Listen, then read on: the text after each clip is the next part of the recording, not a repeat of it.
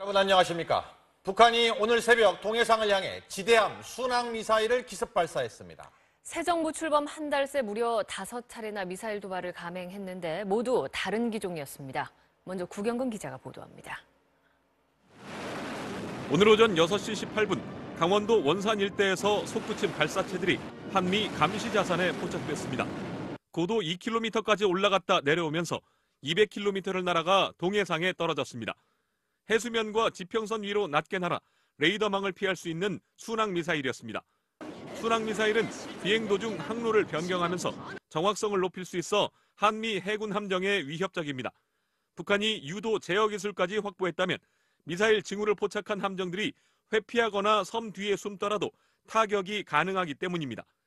군은 일단 KN-01 계열로 북한이 지난 4월 김일성 생일 열병식 때 공개한 신형 미사일로 추정하고 있습니다. 미 항모전단의 연합해상훈련과 관련하여 대함정 정밀 타격 능력을 보여주기 위한 무력 시위. 북한은 새 정부 출범 직후 중거리 미사일 화성 12형을 시작으로 SLBM 지상형인 북극성 2형과 개량형 스커드까지 일주일 간격으로 탄도미사일만 3차례 발사했습니다. 방어용 지대공 요격 미사일과 오늘 대함 미사일까지 포함하면 한 달 새 무려 5차례 쏜 셈인데 다종화된 미사일의 안정화를 시도한 거란 분석입니다. 지난 한 달간 발사한 미사일은 모두 4월 열병식 때 등장했던 기종으로 이제 남은 건 대륙간 탄도미사일 ICBM 시험 발사만 남은 거란 관측도 제기됐습니다. MBC 뉴스 구경근입니다. 문재인 대통령은 취임 후 처음으로 국가안전보장회의 NSC를 주재했습니다. 그런데 북한 미사일 발사가 있은 지 한참이나 지난 뒤였고 이 사드 배치도 시급하지 않다는 입장이어서 우려의 목소리도 나옵니다. 이재민 기자입니다. 오늘 새벽 북한 미사일 발사에 대해 문재인 대통령은 오후 2시 국가안전보장회의 NSC 전체 회의를 주재했습니다. NSC를 즉각 소집하지 않은 데 대해서 청와대는 북한이 발사한 미사일의 종류를 감안했고 부처 보고를 자세히 받으려는 차원이라고 설명했습니다. NSC에서 문 대통령은 북한을 설득하겠다는 의지를 보였습니다. 북한이 비핵화의 의지를 보여준다면 우리부터 앞장서서 국제사회의 지지와 협력을 받을 수 있도록 도울 것입니다. 문 대통령이 취임한 뒤 처음으로 직접 NSC 회의를 주재하며 안보에 대한 의지를 보였지만 미사일 발사 후 8시간이 돼서야 회의를 한 일을 두고는 이번 상황을 대수롭지 않게 본 것 아니냐는 지적도 나옵니다. 문재인 정부가 출범한 뒤 북한이 미사일 도발을 거의 일주일 간격으로 하고 있는데도 청와대가 위협으로 여기는지는 의문이라는 비판입니다. 청와대 고위 관계자는 어제 사드 부지에 환경 영향 평가를 하겠다는 방침을 밝히면서 북한 핵실험과 미사일 발사는 오래전부터 진행돼 왔다며 사드를 정말 시급하게 설치해야 하는지 의문이라고 말했습니다. 야당은 북한이 민간 지원까지 거부한 상황에서 사드 배치를 늦추는 건 안보 포기나 다름없다고 비판했습니다. MBC 뉴스 이재민입니다. 미국은 배치된 사드가 철회될 일은 없을 거라는 우리 정부 입장을 믿는다고 밝혔습니다. 사드 배치는 투명하게 진행됐다는 입장도 거듭 밝혔는데 의회에선 우리 정부 입장에 대한 비판이 나왔습니다. 워싱턴 박승진 특파원입니다. 미 국방부는 사드 배치는 동맹의 결정이고 철회될 일이 없을 것이라는 한국 정부의 입장을 믿는다고 밝혔습니다. 청와대가 이미 배치된 사드 발사대 2기와 X밴드 레이더는 굳이 철회할 이유가 없지만 추가 배치는 환경 영향 평가가 끝나야 결정될 것이라고 밝힌 데 대한 반응입니다. 미 국방부는 이어 사드 배치 과정에 한국 정부와 긴밀히 협력하고 투명하게 진행해 왔으며 앞으로도 그럴 것이라고 강조했습니다. 하지만 지난주 방한에 문재인 대통령을 면담했던 딕 더빈 민주당 상원 원내총무는 우리 정부를 비판했습니다. 환경 영향 평가 뒤 사드 추가 배치 여부를 결정하겠다는 한국 정부를 이해하지 못하겠다는 것입니다. Political debate in the Republic of Korea as to whether or not they will accept. I can't follow their logic here.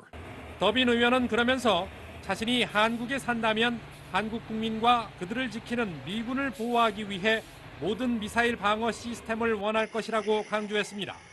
이런 가운데 북한 탄도미사일 기술에 대한 미군 당국의 우려가 나왔습니다. The advancements in the last 6 months have caused great concern to me and others in the advancement of and demonstration of technology.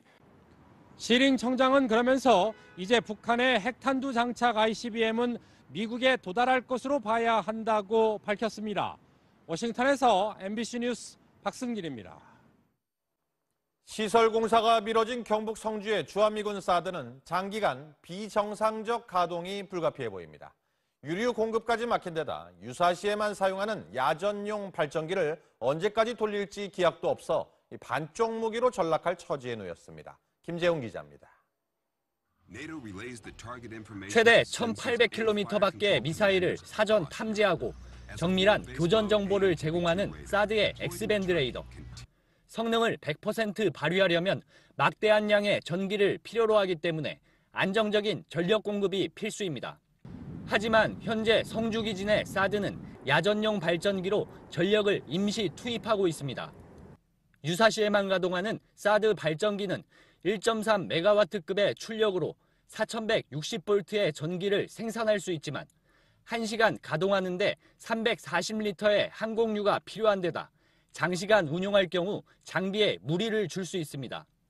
게다가 장비와 시설 보강은 대규모 환경 영향평가 뒤로 미뤄져 한국전력의 고압 전기를 끌어다 쓴다는 주한미군의 계획은 장담할 수 없게 됐습니다. 결국 사드 발전기를 계속 가동해야 하지만 지역 주민들의 반발로 유류 공급을 위한 육로마저 차단됐습니다. 1조 원 넘는 전략 방어 체계 사드가 사실상 반쪽 무기로 전락한 셈입니다. 우수한 무기체계가 이미 있다면 절차적 문제로 지연시키기보다는 곧바로 운영하여 탐지 및 요격이 가능하도록 하는 것이 더욱 옳은 방법입니다.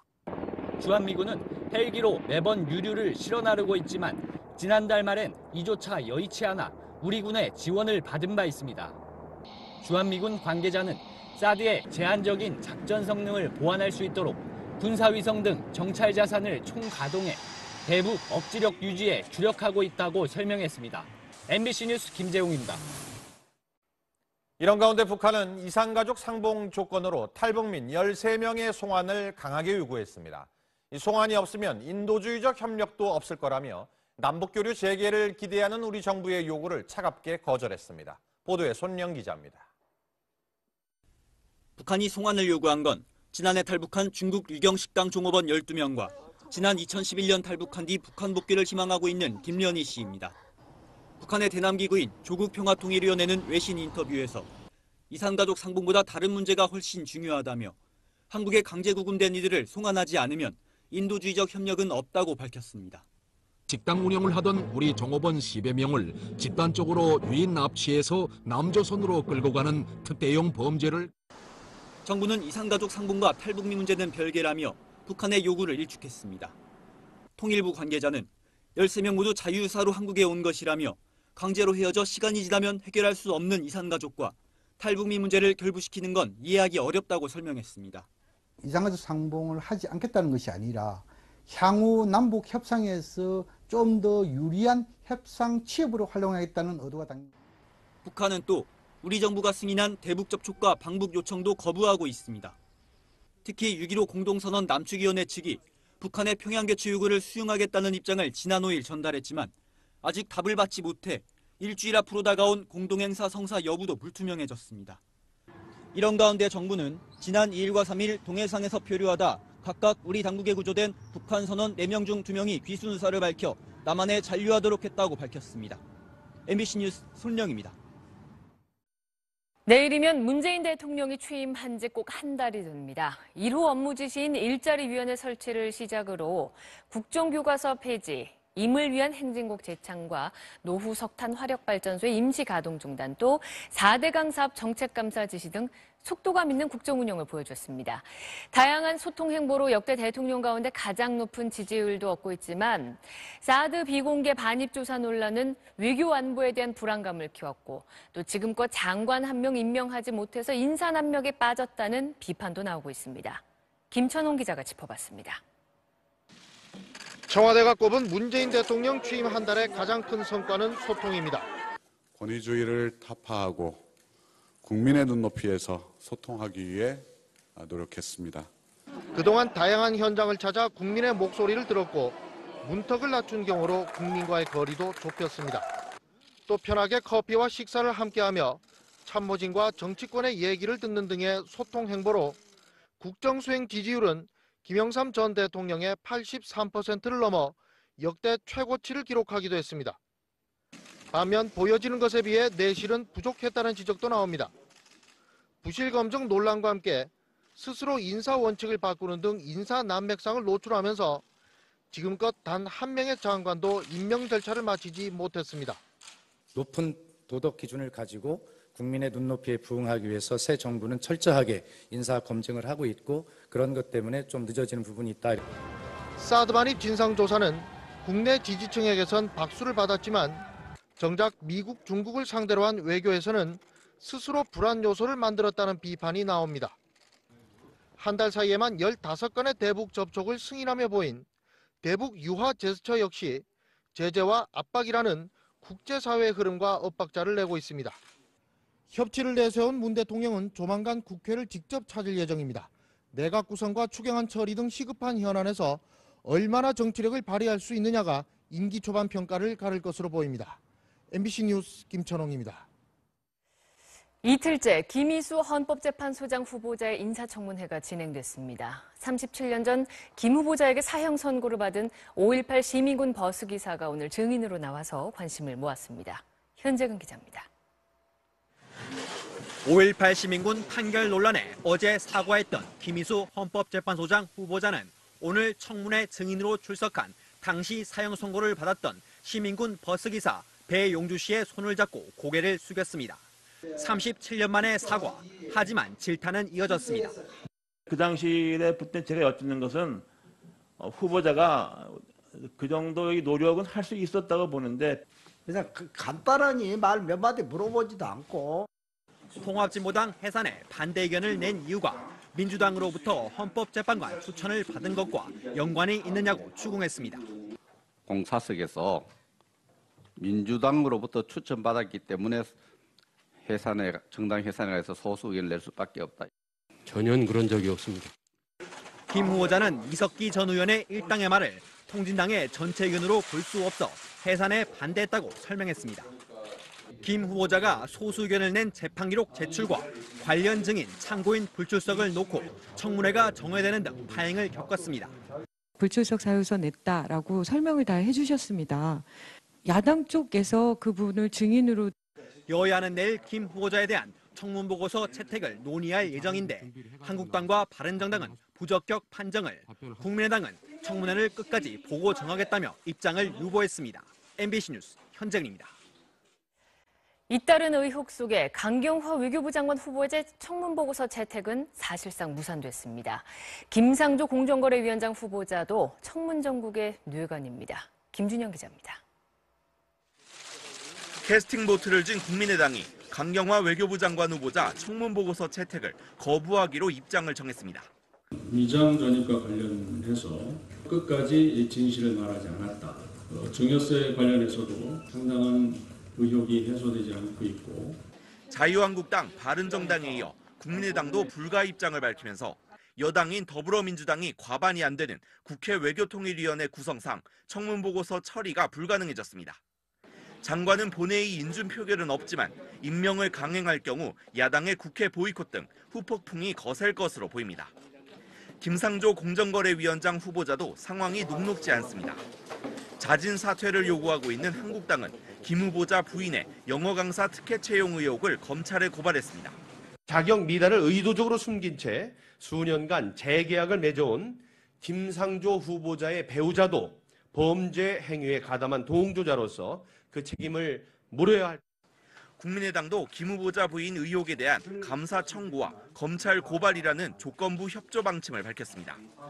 민주당은 전방위 압박에 나섰습니다. 무조건 반대하는 것은 국정공백 장기화가 조속히 해결되길 바라는 국민의 기대를 저버리는 것. 반면 김동연 경제부총리 후보자는 여야 모두 무리가 없다는 판단이어서 내일쯤 청문보고서가 채택될 전망입니다. MBC 뉴스 김준영입니다. 집권 한 달 만에 여당의 고위 당직자가 공영방송 사장 사퇴를 직접 압박하고 나섰습니다. 야당은 방송 장악 의도를 노골적으로 드러냈다고 반발했습니다. 장성호 기자입니다. 더불어민주당 정책조정회의에서 홍익표 정책위 수석 부의장은 적폐청산이 새로운 정권의 중요 과제라며 공영방송 MBC를 직접 겨냥했습니다. MBC 같은 경우에는 지난 2012년 12월 당시 김재철 사장 퇴진을 시작으로 시작된 파업과 투쟁이 지금까지도 이어지고 있습니다. 해직 사유는 따지지 않은 채 MBC와 YTN 등의 해직 기자 복직 문제를 거론하며 직접 개입을 시사했습니다.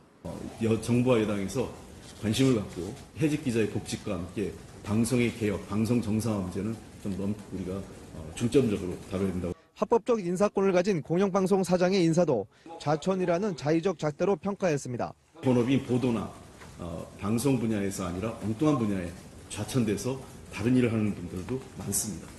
MBC를 관리 감독하는 방송문화진흥회 이사장의 실명까지 거론하며 물러나라고 압박했습니다. MBC 김장경 사장하고 고영주 이사장은 본인들이 왜 그 자리에 있는지 한번 곰곰이 생각하시고 자신들의 거취를 결정해 줄 것을. 홍 수석 부의장은 386그룹 운동권 출신으로 지난 대선 때는 선대위 대변인을 맡았습니다. 지난 2013년 현직 대통령을 향해 태어나지 않았어야 할 사람, 귀태라는 표현을 써 막말 논란에 휩싸이기도 했습니다. 자유한국당은 언론 자유와 개혁을 입버릇처럼 말해온 여당이 독립성과 자율성을 보장받아야 할 공영방송을 장악하려는 의도를 노골적으로 드러낸 것이라고 비판했습니다. 또 공영방송은 특정 정권과 권력 노조의 방송이 아니라 국민의 방송이 돼야 한다며 언론개혁을 빌미로 한 공영방송 장악 시도를 즉각 중단하라고 촉구했습니다. MBC 뉴스 장성호입니다.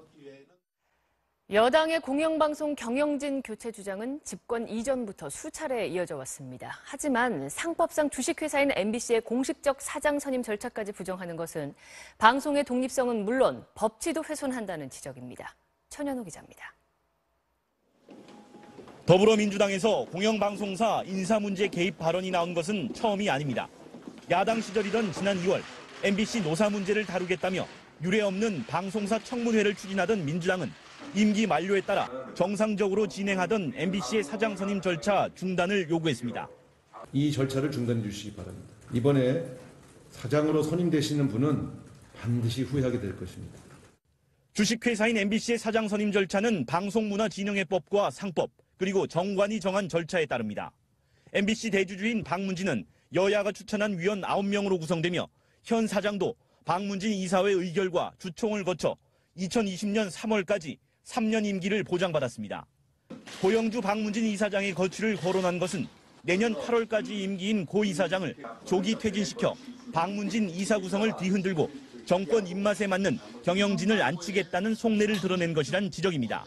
MBC 사장이라는 직책은 투명한 공식 절차를 통해서 임명된 자리가 아니겠습니까? 물러가라 마라 하는 자체는 그게 자기 법치에 맞지가 않는다고 봅니다. 근데 이런 것들이 우리 민주주의 소위 사회 질서를 깨트리는. 앞서 민주당은 지난 2012년 대선을 앞두고 민주노총 산하 언론노조 MBC 본부에 장기 파업을 지지하며 MBC 문제에 적극 개입했습니다. 정권 교체 한 달 만에 공영방송사 경영진 교체를 압박하고 나선 것은 언론 통폐합을 앞세워 언론을 장악했던 50 군사 정권과 닮았다는 지적까지 나옵니다. MBC 뉴스 천현우입니다. 법무부가 우병우 라인으로 불리는 검찰 고위 간부들에 대해 좌천성 인사를 냈습니다. 해당 간부들은 곧바로 사의를 표명했습니다. 박인수 기자의 보도입니다. 법무부는 오늘 고검장급과 검사장급 등 검찰 고위 간부 일부에 대한 인사 내용을 전격 발표했습니다. 고검장급인 윤갑근 대구고검장과 검사장급인 정점식 대검공안부장, 김진모 서울 남부지검장, 전현준 대구지검장이 법무연수원 연구위원으로 사실상 좌천 인사가 났습니다. 법무부는 과거 중요 사건을 부적절하게 처리해 문제가 됐던 검사들을 비지휘 보직으로 전보했다고 밝혔습니다. 과거 중요 사건이란 우병우 일가 의혹 수사, 정윤회 문건 사건 수사 등을 가리키는 것으로 보입니다.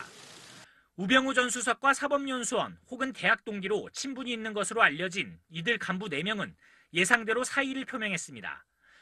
진경준 검사장의 구속부터 법무부 장관, 검찰총장의 연이은 사퇴, 그리고 돈봉투 만찬과 관련한 면직 청구로 공석이 된 검사장급 자리와 오늘 사의를 표한 검사장들의 자리까지 고위 간부들의 공석이 전례 없이 많아 후속 인사는 대규모로 이뤄질 것이라는 관측이 지배적입니다. 또한 후속 인사는 검찰개혁의 첫 단추인 만큼 법무부 장관과 검찰총장 인선 이후에 이뤄질 가능성이 높은 것으로 전해지고 있습니다. MBC 뉴스 박윤수입니다. 삼성 합병을 찬성하도록 국민연금공단을 압박한 혐의로 재판을 받아온 문영표 전 복지부 장관에게 징역 2년 6개월이 선고됐습니다. 법원은 그러나 이 과정에서 청와대의 지시가 있었는지는 판단하지 않았습니다. 김지만 기자입니다. 서울중앙지법 조희연 부장판사는 문영표 전 복지부 장관과 홍완선 전 국민연금 본부장에 대해 각각 징역 2년 6개월을 선고했습니다. 문 전 장관은 삼성합병에 찬성하도록 국민연금에 압력을 행사한 혐의를, 홍 전 본부장은 투자위원들에게 찬성을 지시해 국민연금에 거액의 손해를 끼친 혐의로 재판을 받아왔습니다. 홍 전 본부장은 법정 구속됐습니다. 조희연 판사는 여러 사실 판단에 기초해 문 전 장관은 공무원을 통해 압력을 행사해 국민연금의 독립성을 심각히 훼손했으며 홍 전 본부장의 행위로 국민연금은 기대됐던 미래의 재산상 이익을 상실했다고 양형 이유를 설명했습니다. 오늘 재판은 같은 삼성합병 내용을 다루고 있지만 박근혜 전 대통령과 이재용 삼성전자 부회장의 재판과 직접 관련은 없습니다. 때문에 재판부도 청와대가 합병 찬성을 지시했는지 이 과정에 삼성의 청탁이 있었는지에 대해서는 판단을 내리지 않았습니다. 또 문 전 장관이 왜 이런 압력을 행사했는지도 엄밀하게 밝히지는 않았습니다. 복지부 장관의 합병 개입이 존재했더라도 대통령이 장관에게 지시한 사실이 있었는지는 별도로 따져야 할 내용이기 때문입니다. 검사 동일체 원칙으로 움직이는 검찰과 달리 법원은 판사 개개인이 독립된 법원으로 존재하고 있어 원칙적으로 오늘 판결은 박 전 대통령과 이 부회장의 재판에 직접 영향을 주지는 않을 것으로 보입니다. MBC 뉴스 김지만입니다. 미사일을 사전 탐지하고 정밀한 교전 정보를 제공하는 사드의 X밴드 레이더. 성능을 100% 발휘하려면 막대한 양의 전기를 필요로 하기 때문에 안정적인 전력 공급이 필수입니다. 하지만 현재 성주기지 내 사드는 야전용 발전기로 전력을 임시 투입하고 있습니다. 유사시에만 가동하는 사드 발전기는 1.3메가와트급의 출력으로 4160볼트의 전기를 생산할 수 있지만 1시간 가동하는데 340리터의 항공유가 필요한 데다 장시간 운용할 경우 장비에 무리를 줄 수 있습니다. 게다가 장비와 시설 보강은 대규모 환경 영향평가 뒤로 미뤄져 한국전력의 고압 전기를 끌어다 쓴다는 주한미군의 계획은 장담할 수 없게 됐습니다. 결국 사드 발전기를 계속 가동해야 하지만 지역 주민들의 반발로 유류 공급을 위한 육로마저 차단됐습니다. 1조 원 넘는 전략 방어 체계 사드가 사실상 반쪽 무기로 전락한 셈입니다. 우수한 무기체계가 이미 있다면 절차적 문제로 지연시키기보다는 곧바로 운영하여 탐지 및 요격이 가능하도록 하는 것이 더욱 옳은 방법입니다. 주한미군은 헬기로 매번 유류를 실어 나르고 있지만 지난달 말엔 이조차 여의치 않아 우리 군의 지원을 받은 바 있습니다. 주한미군 관계자는 사드의 제한적인 작전 성능을 보완할 수 있도록 군사위성 등 정찰 자산을 총가동해 대북 억지력 유지에 주력하고 있다고 설명했습니다. MBC 뉴스 김재웅입니다. 이런 가운데 북한은 이산가족 상봉 조건으로 탈북민 13명의 송환을 강하게 요구했습니다.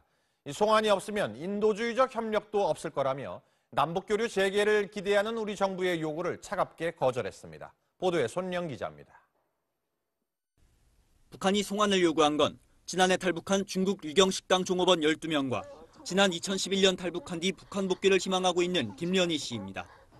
북한의 대남기구인 조국평화통일위원회는 외신 인터뷰에서 이산가족 상봉보다 다른 문제가 훨씬 중요하다며 한국에 강제 구금된 이들을 송환하지 않으면 인도주의적 협력은 없다고 밝혔습니다. 식당 운영을 하던 우리 종업원 10여 명을 집단적으로 유인 납치해서 남조선으로 끌고 가는 특대형 범죄를 정부는 이산가족 상봉과 탈북민 문제는 별개라며 북한의 요구를 일축했습니다. 통일부 관계자는 13명 모두 자유유사로 한국에 온 것이라며 강제로 헤어져 시간이 지나면 해결할 수 없는 이산가족과 탈북민 문제를 결부시키는 건 이해하기 어렵다고 설명했습니다. 이산가족 상봉을 하지 않겠다는 것이 아니라 향후 남북 협상에서 좀 더 유리한 협상 취업으로 활용하겠다는 의도가 담깁니다. 북한은 또 우리 정부가 승인한 대북 접촉과 방북 요청도 거부하고 있습니다. 특히 6.15 공동선언 남측위원회 측이 북한의 평양 개최 요구를 수용하겠다는 입장을 지난 5일 전달했지만 아직 답을 받지 못해 일주일 앞으로 다가온 공동행사 성사 여부도 불투명해졌습니다. 이런 가운데 정부는 지난 2일과 3일 동해상에서 표류하다 각각 우리 당국에 구조된 북한 선원 4명 중 2명이 귀순 의사를 밝혀 남한에 잔류하도록 했다고 밝혔습니다. MBC 뉴스 손령입니다. 내일이면 문재인 대통령이 취임한 지 꼭 한 달이 됩니다. 1호 업무 지시인 일자리위원회 설치를 시작으로 국정교과서 폐지, 임을 위한 행진곡 재창과 노후 석탄 화력발전소의 임시 가동 중단, 또 4대강 사업 정책감사 지시 등 속도감 있는 국정운영을 보여줬습니다. 다양한 소통 행보로 북한 미사일 발사가 있은 지 한참이나 지난 뒤였고 이 사드 배치도 시급하지 않다는 입장이어서 우려의 목소리도 나옵니다. 이재민 기자입니다. 오늘 새벽 북한 미사일 발사에 대해 문재인 대통령은 오후 2시 국가안전보장회의 NSC 전체 회의를 주재했습니다. NSC를 즉각 소집하지 않은 데 대해서 청와대는 북한이 발사한 미사일의 종류를 감안했고 부처 보고를 자세히 받으려는 차원이라고 설명했습니다. NSC에서 문 대통령은 북한을 설득하겠다는 의지를 보였습니다. 북한이 비핵화의 의지를 보여준다면 우리부터 앞장서서 국제사회의 지지와 협력을 받을 수 있도록 도울 것입니다. 문 대통령이 취임한 뒤 처음으로 직접 NSC 회의를 주재하며 안보에 대한 의지를 보였지만 미사일 발사 후 8시간이 돼서야 회의를 한 일을 두고는 이번 상황을 대수롭지 않게 본 것 아니냐는 지적도 나옵니다.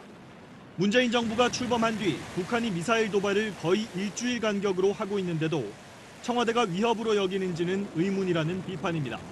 청와대 고위 관계자는 어제 사드 부지에 환경 영향 평가를 하겠다는 방침을 밝히면서 북한 핵실험과 미사일 발사는 오래전부터 진행돼 왔다며 사드를 정말 시급하게 설치해야 하는지 의문이라고 말했습니다. 야당은 북한이 민간 지원까지 거부한 상황에서 사드 배치를 늦추는 건 안보 포기나 다름없다고 비판했습니다. MBC 뉴스 이재민입니다. 미국은 배치된 사드가 철회될 일은 없을 거라는 우리 정부 입장을 믿는다고 밝혔습니다. 사드 배치는 투명하게 진행됐다는 입장도 거듭 밝혔는데 의회에선 우리 정부 입장에 대한 비판이 나왔습니다. 워싱턴 박승진 특파원입니다. 미 국방부는 사드 배치는 동맹의... 여러분 안녕하십니까? 북한이 오늘 새벽 동해상을 향해 지대함 순항 미사일을 기습 발사했습니다. 새 정부 출범 한 달 새 무려 5차례나 미사일 도발을 감행했는데 모두 다른 기종이었습니다. 먼저 구경근 기자가 보도합니다.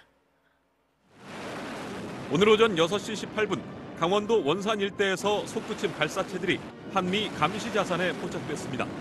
고도 2km까지 올라갔다 내려오면서 200km를 날아가 동해상에 떨어졌습니다.